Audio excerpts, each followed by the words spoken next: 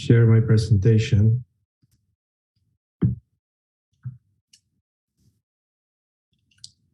And if you can confirm that you can see it. It is visible. Okay, great. Thank you so much. So I am a data dissemination specialist with the Data Dissemination and Training Branch with the United States Census Bureau. This branch is relatively new. It was enacted right after the decennial census in 2010 because the then director recognized the need to have an evergreen program where we have staff throughout the country to provide trainings like this, webinars, through what we call the Census Academy. So in this Census Academy that I will be highlighting during the demo, the live demo, you can request free training. You can receive data gems. Data gems are really short videos on a specific topic, 3 to 5 minutes, that teach you how to access specific data. We have a number of courses. And again, we have a number of webinars as well. So the objectives for today, timely, learn about the 2022 economic census. So I'll give you a brief overview of what that entails. I'll give you an overview of the Census Business Builder, which is an application that allows businesses to either look for expanding a business, maybe creating a business plan. The latest version, 5.0, is brand new. We actually merged what we used to call the Regional Analyst Edition and the Small Business Edition into one platform. So this is version 5.0. I'll tell you about the data sources, which is a significant number of data sources, either from the Census Bureau or the other federal agencies. And then you can look at you can learn about the geographic levels. The United States Census Bureau is the largest federal government statistical agency. We conduct about 130 censuses, surveys, and estimate each year. And most people know us by the decennial census that happens every 10 years. But we also do the American Community Survey, which I'm going to be describing to you as well, because it is the source of very rich socioeconomic, housing, and demographic information about the nation's population. And then the economic census, it is the official 5-year measure of the American businesses. We conduct an economic census every 5 years, in years that end in 2 and in 7.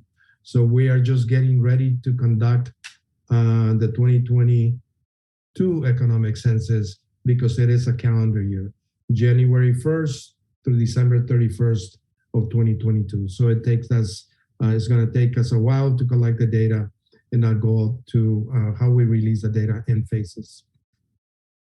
So here's a timeline. Just yesterday, we sent the invitation letters to about 4 million businesses in the country. The responses are due on March 15 of this year. And then the first release will be in 2024. And then we finally do the final release in March of 2026. So every 5 years, again, 4 years in 2 and in 7, the U.S. Census Bureau collects detailed statistics and businesses that are essential to understanding the American economy. This official count, better known as the economic census, serves as the foundation for the measurement of businesses in the U.S. So the U.S. economic census includes establishments that are in operation for at least some part of the census year, in this case 2022, are located within the 50 states in the District of Columbia, and then one of the 5 island areas or associated offshore areas. They also must have play employees, so they need to be employer statistics because there are a number of non-employer statistics, but this economic census collects data from firms that have employees, and they are classified in one of the 19 in-scope sectors of the defined NAICS. The Census Bureau loves acronyms. The NAICS stands for the North American Industry Classification System. So the response, again, is due in March. The letters went out to respondents yesterday, and the first look statistics will be released in 2024. geographic area statistics in March of 2025, comparative and bridge statistics in June 2025, establishments and firm size statistics in June 2025, product statistics in September 2025, miscellaneous statistics in June 2025 and March of 26, and the island area statistics will be released in 3 days, in June and July of 2024 and June of 2025. I will be providing a copy of the presentation. There's going to be several links where you can link to additional information. In this case, at the bottom, you can see the 2022 economic census. When you click on the link, it's going to bring you to the landing page for the economic census where you can learn additional information. You can look at the frequently asked questions and anything else with regards to the economic census. So again, the business and economic data sources are very diverse. The American Community Survey, which I already described, is the most current, reliable, and accessible data. It is the largest survey that we conduct at the Census Bureau. Data from this monthly survey includes demographic, socioeconomic, housing characteristics, down to the neighborhood level. We don't call them neighborhoods. We call them census tracts. Census tracts have populations that ranges between 1,200 and 8,000 with an optimum size of about 4,000 people. The annual sample is 3.5 million housing units that is divided a monthly random sample of approximately 291,000 addresses. So as I speak, there are 291,000 questionnaires being mailed out in a random sample throughout the country. There are 3 estimates within the ACS, or the American Community Survey. 1-year estimates are for large populations of 65,000 or more. The 1-year supplemental estimates are for smaller populations of 20,000 and above. And finally, the 5-year estimates are for all levels of geography, including census tracts. For smaller geographies, we need a larger window of data collection in order for the sample to be large enough to produce reliable statistics. The next source comes from the County of Business Patterns, which provides statistics by employment size, classes, for example, the number of establishments with fewer than 5 employees, legal forms of organizations, such as corporations and partnerships. This data is available at the national and state level. County of Business Patterns program began producing annual statistics on different measures of the economy activity since 1964. The next is the economic census, which I already described. The next one is the annual business survey, or ABS, which replaces a survey of business owners. The ABS provides information on selected economic and demographic characteristics for businesses and business owners by sex, ethnicity, race, and veteran status. It combines data from survey respondents and administrative data to produce data on business ownership. The survey is collected by employer businesses and non-employer establishments. And the data is compiled from administrative records. The next is the International Trade Program, which is the official source of the U.S. export and import statistics. And then the workforce and educational attainment is produced by the quarterly workforce indicators. Consumer spending, which is provided by ESRI, and it actually is a cost for it.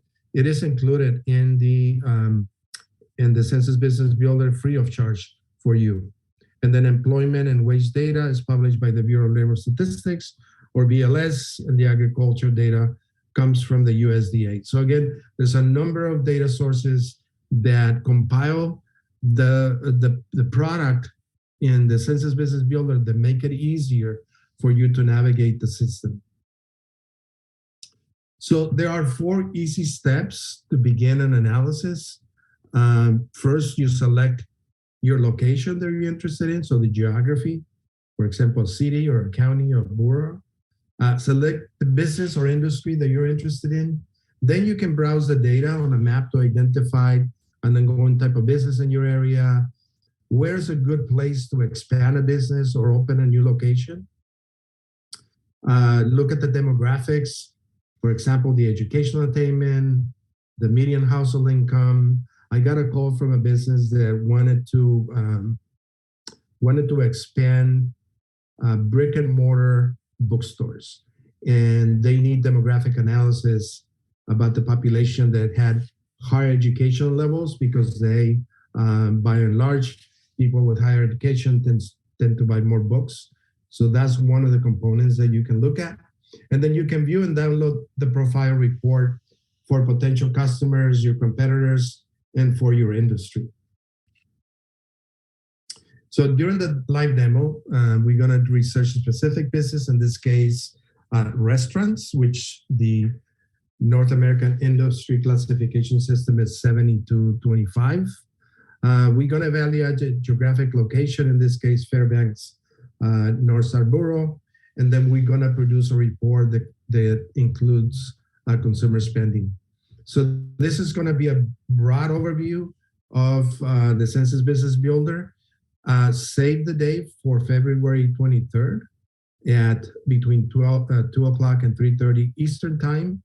On a more in-depth on how to utilize the system to make data-driven decisions to plan and using Census Bureau data.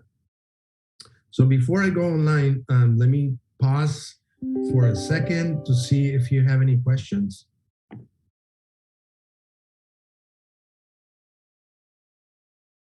I don't see any in the chat box, but we have a hand raised. Go ahead and ask your question, Don.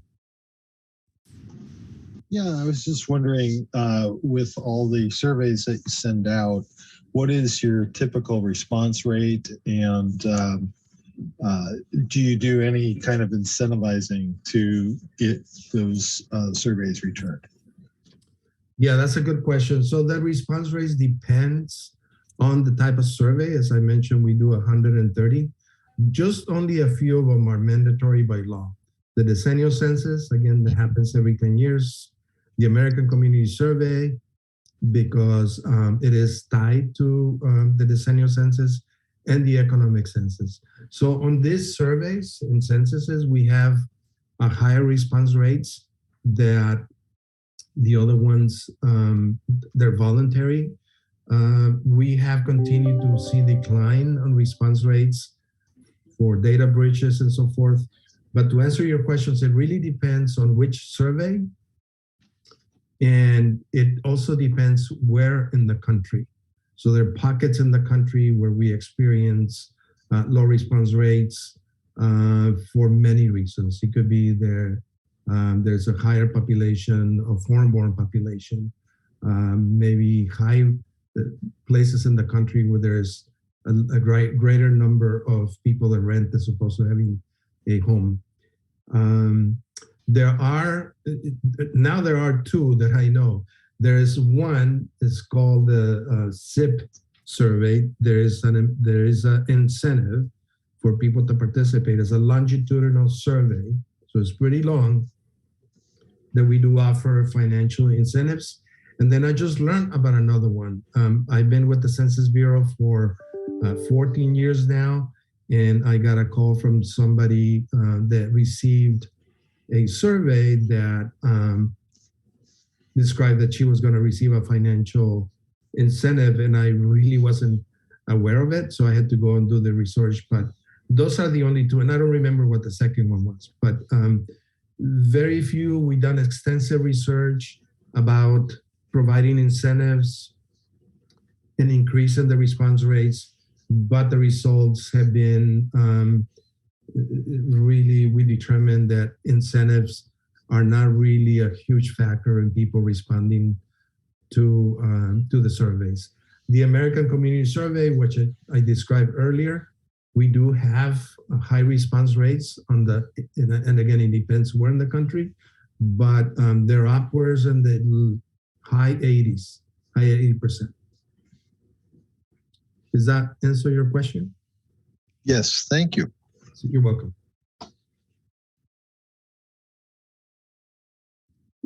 Any other questions? I am not seeing anything in the chat box, and I do not see any hands raised. All right, so just a recap about the data dissemination specialist.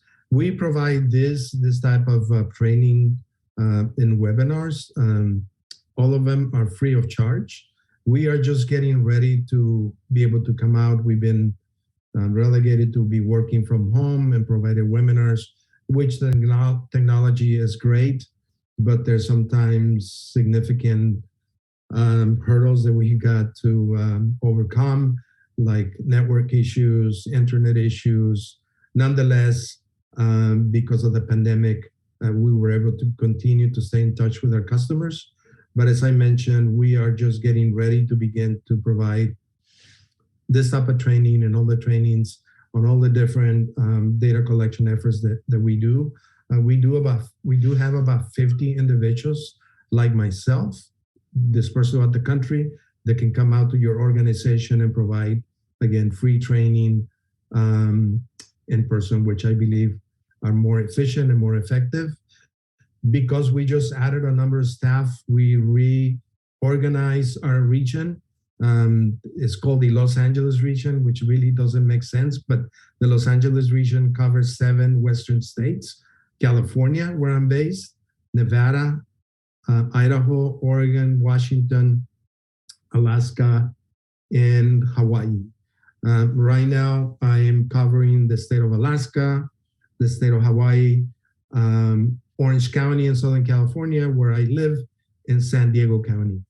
But again, we have, I know we're talking to the audience in Alaska, but if you have organizations that are any other place in the country, we have somebody that can help you through either provide support to either on the phone, via webinar, or in person. Okay.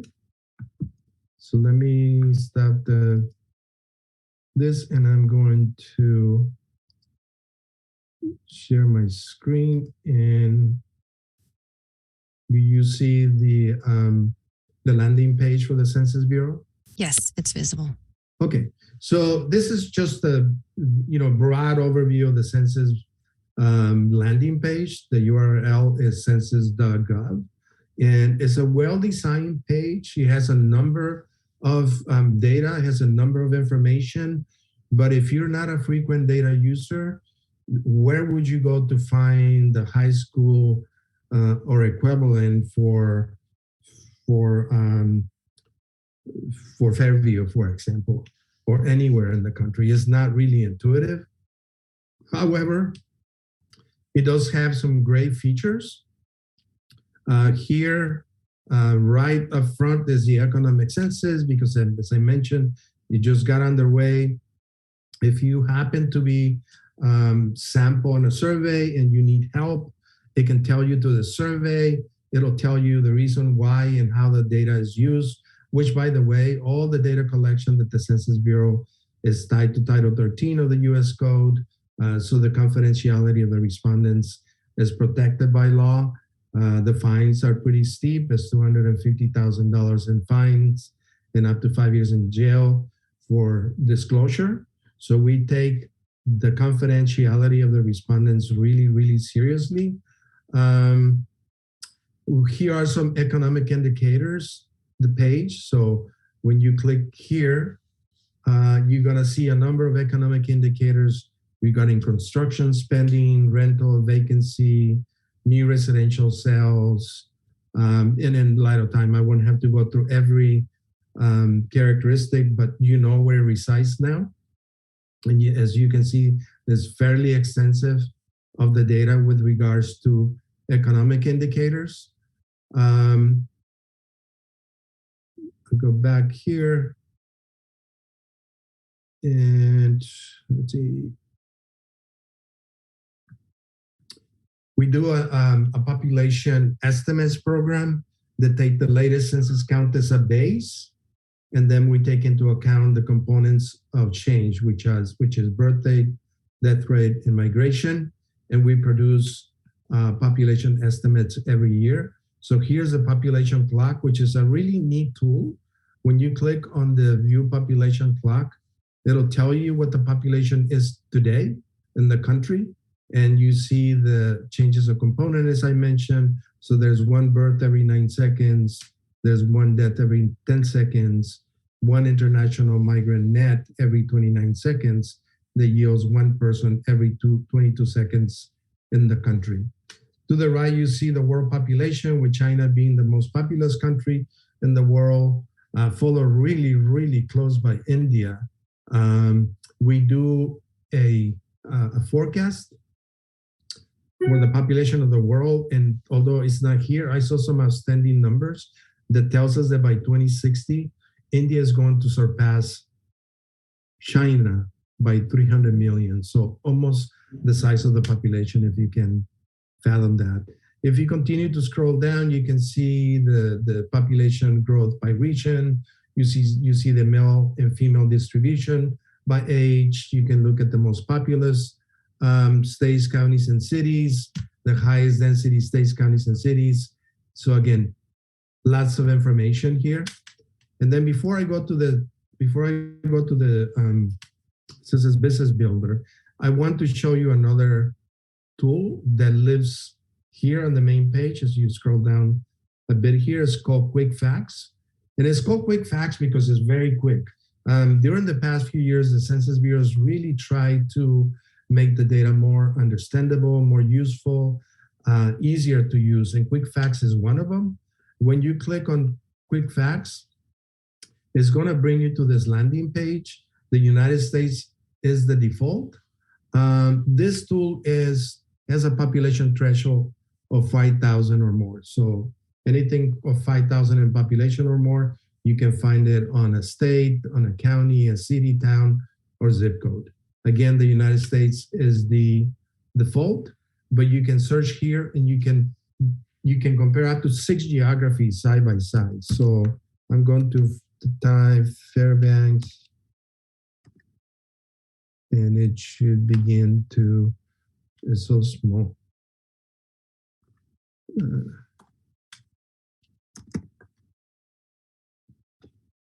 It typically begins to populate. Did I misspell this? No, I don't want that.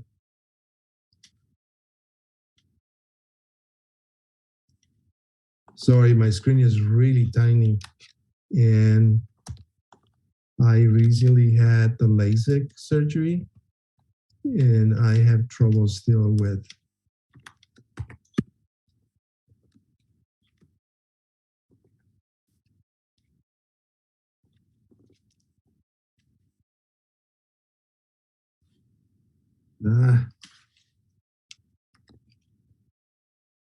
apologize. See, that's supposed to be,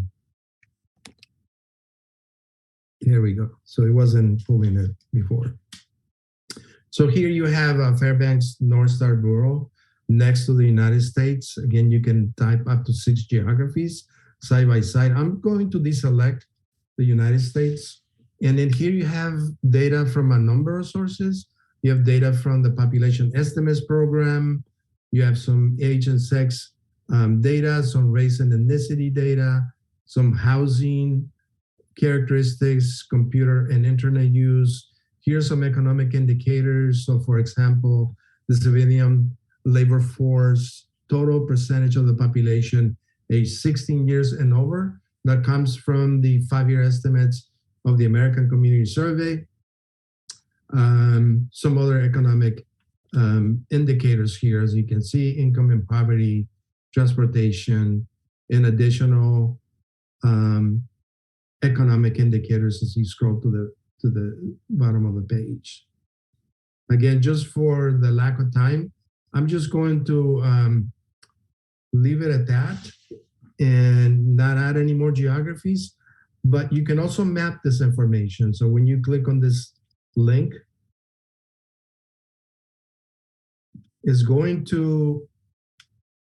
system is going to refresh and give us the boundaries for Fairbanks North Star.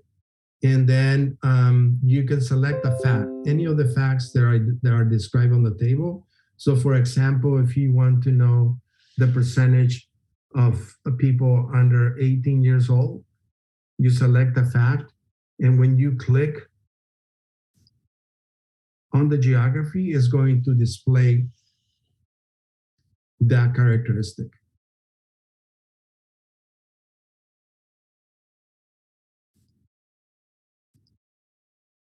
Here, as you continue to scroll down, it typically gives you the boundaries for the adjacent geographies. In this case, I don't see it and I don't know what's happening, but you can see Yukon and the other, I don't know how to pronounce it, but it gives you the same data that you selected. And of course, you can select anything else here. So you can go back and look at total number of establishments in 2020. Again, the system is going to refresh and give you that information. You can also look this data on a chart by using this. And it's not only going to give you your selection, it's going to give you additional geographies in Alaska based on the characteristics that you select. Then you can use this and look at in a dashboard where it's going to give you the data on the table, the map, and the chart in one place. Finally, you can print, you can copy this link and send it to somebody via email so they don't have to go through all the selections. I just noticed that they released, before you can share this on a couple of social media outlets like Facebook and Twitter, and it looks like they just removed that. So, and you can print this as well. So that's quick facts. As you can see, it's pretty quick, fairly new tool. I'm gonna go back here. If you want to look at all the data tools that are available, you can click on data and then data tools and apps. And this is gonna bring you to the landing page to all the data tools that we have in place. They're all in alphabetical order. And luckily this time we're looking for Census Business Builder, which should be pretty close here as you continue to go down the page. So here's Census Business Builder. In here, this is a landing page. Here's an overview of what the system does. It has some great one-page downloadable PDF files that you can use for marketing, or you can use for your own use.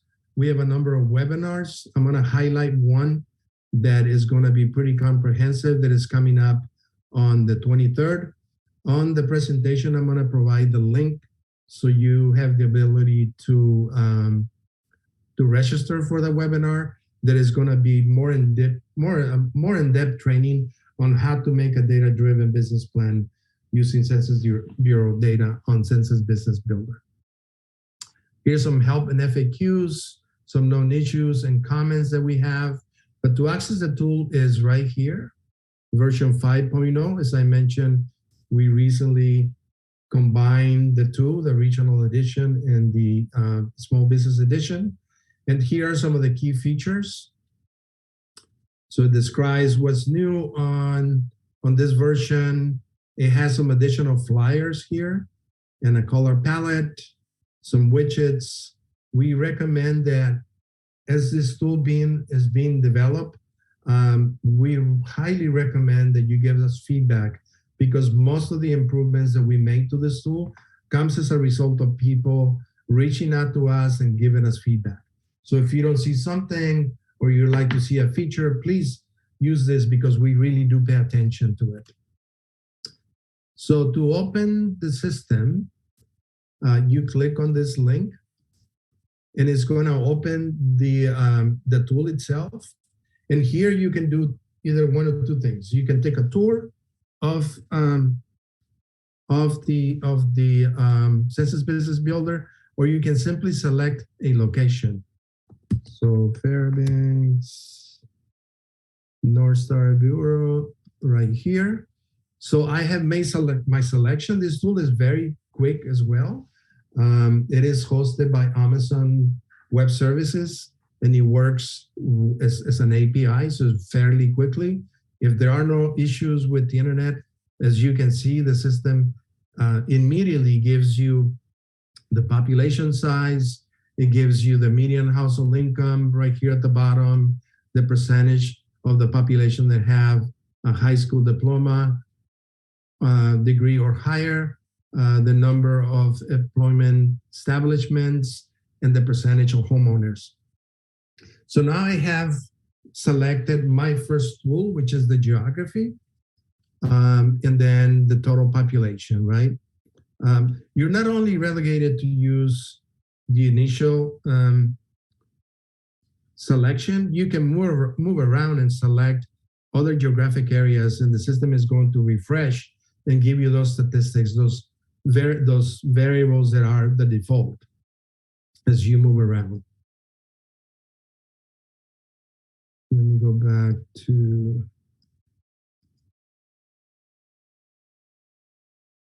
where did I leave Fairbanks North Star?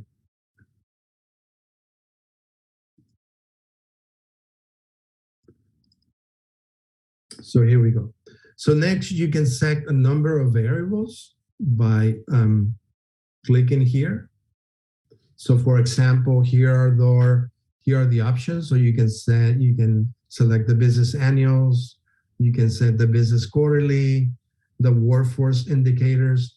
Just one caveat with the workforce indicators, it only works with the NAICS codes. There are 6 digits.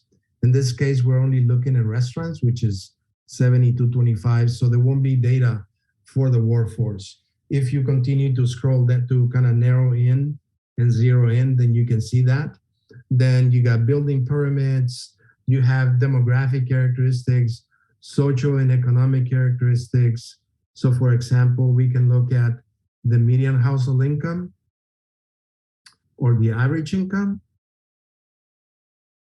I'm going to select the bachelor's degree or higher as my filter. If you make a mistake, you can easily remove it from here. And then there are additional filters here that you can add. So for example, you can look at consumer and residence. So we're gonna look at the business annual. And now we've selected all the characteristics that you might be interested in. Again, this is a brief overview of the system. My colleague on the 23rd will go more in depth to help you to create a business plan to either expand or open a new location. Here to the right, you have a couple of tools. You have this tool that you can download this data. This tool gives you the reference layers. This one, you can change the base map. So right now we're looking at light gray, but you can look at imagery. You can look at imagery with labels. You can open a street map. You can see it here because it's fairly spanned up, but as you zoom in, you'll be able to see the characteristics of the roads. You can pan by using your mouse to scroll in. And then finally, you can change the transparency of the colors. So now when you have everything selected, you can create the full report by clicking on this link at the bottom. And when you click a report, it's going to provide you with a very comprehensive report for Fairbanks North Star Bureau. Here at the top, you have the contents, you have the consumer and residents that I selected. So you have the percentage male, the percentage female, some age categories, median age, some demographics, the percentage of the 5 race categories. As you continue to scroll down, you can look at socioeconomic characteristics. So you can look at the average income, the percentage of high school degree or higher, and other educational attainment.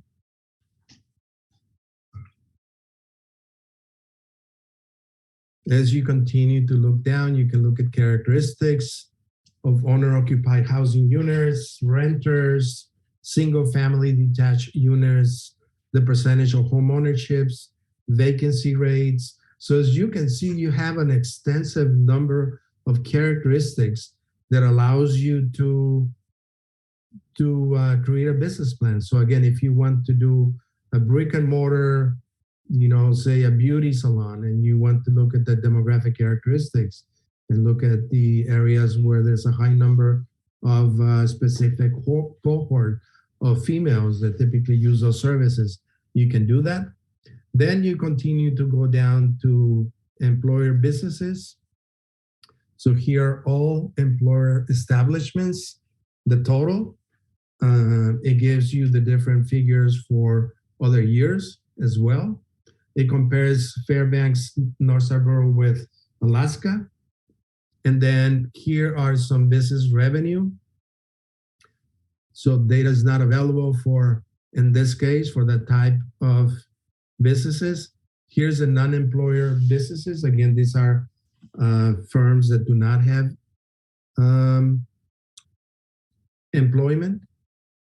The workforce, as I mentioned, won't come out because we are looking at a specific NAICS code that does not have, it's not goes down to the 6-digit level. Quarterly business. So the number of establishments that changed from 2021 to 2022, the number of establishments percent change. Building permits. So if you have a construction firm and you want to look at statistics with regards to building permits, be it for single units, multi-units, apartments, and so forth. And then you have some comparisons here with business totals, some key ratios, and employee ownership. And then finally, the consumer spending, which again, this is a service that we pay for, but it is provided to you free of charge. It's produced by ESRI. So here's a consumer spending report. Total consumer expenditures per household. And then there's other granular data, for example, consumer expenditures per household on apparel and services. And then he breaks it down into men's and women's, children's, boys, girls, and so forth. Consumer expenditures per household dining out, and whether it's breakfast, lunch, or dinner. So again, it's a very extensive report. You can download this data and print a report. Once you attend the webinar on the 23rd, if you're interested, you're going to be able to have a better, more narrow focus if you want to expand a specific business venture, and then perhaps create a report that you can use in your business plan and attach it as an appendix, or use the information that is provided to you on the Census Business Builder analysis that you do. So with that, I'm going to stop and see if there are any questions.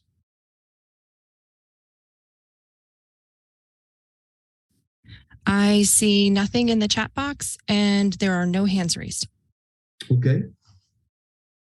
I'll wait a minute or so to make sure. But in the meantime, is this, I don't know how many people say attendance, but I will welcome any comments. Is this useful? Is this something that you've seen it for the first time, or you've seen it before, but you saw version 4.0, which again was divided into a small business edition and a regional edition. And it looks like, since I'm not demoing, let me see. Okay, well, thank you so much. Yeah, I'm able. So when I'm presenting, I don't pay attention to the chat, but I see that Ms. Robin says that it was helpful. Thank you for that. And thank you for attending. Anybody else?